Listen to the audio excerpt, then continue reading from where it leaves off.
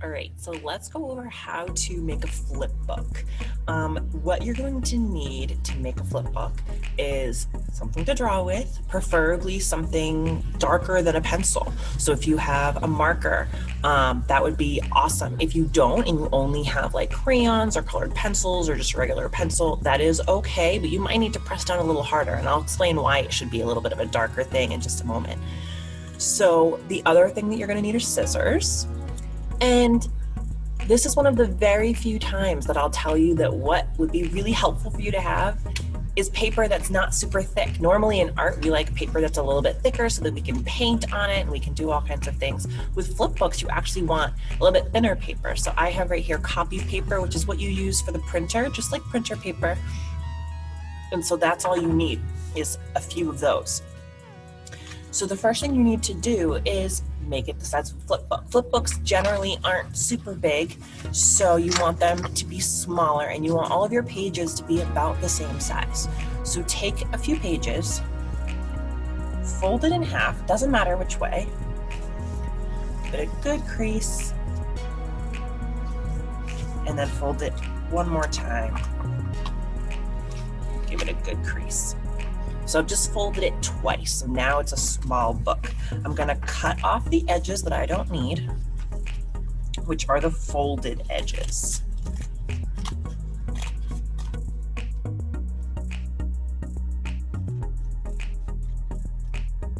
The cuts are not perfect, and that's okay. You just want your pages to be just about the same size. And about this size is good. If you want it to be smaller, you can fold it in a half again one more time.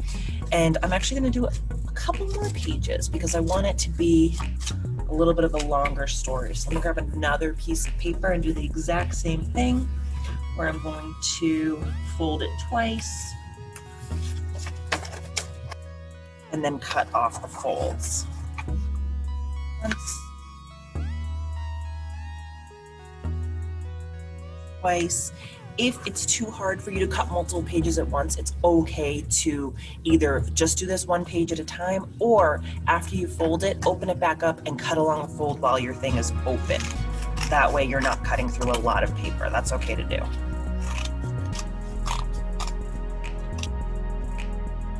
So now I've got a few more pages here.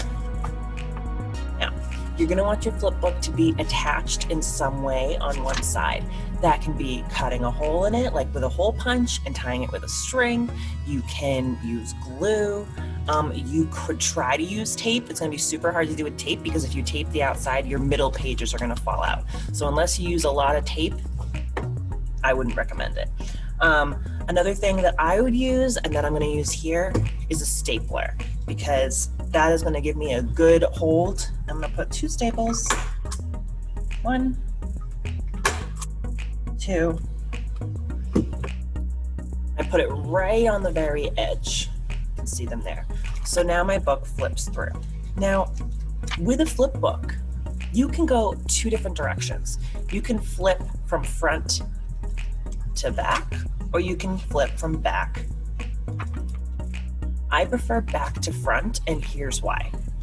When you do back to front, you are going to start drawing on your last page, because the last page is actually where your story begins.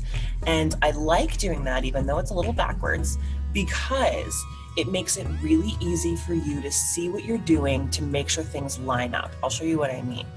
So I'm going to do something super simple, and I'm going to just draw, say, a stick figure on the last page. Just like that. So now when I want to go to the next page in my sequence, which will technically be the one before, and I flip my paper down, you can kind of see it on my camera. I can see through the paper and I can see the guy there. That way I know that the drawings line up, because you want your drawings to all look like they go together, because you want it to flip through and feel like it's just one image moving around, where if I accidentally put my stick figure over here or up here, or just not quite in the right spot, it's not going to look as good. So that's another reason I like to start from the back, because then I can see what I'm working with here and make sure that it lines up. So I'm going to speed up this video. I'm going to put together a little flipbook video, a little flipbook story for us, and then I'll show you what it looks like at the end.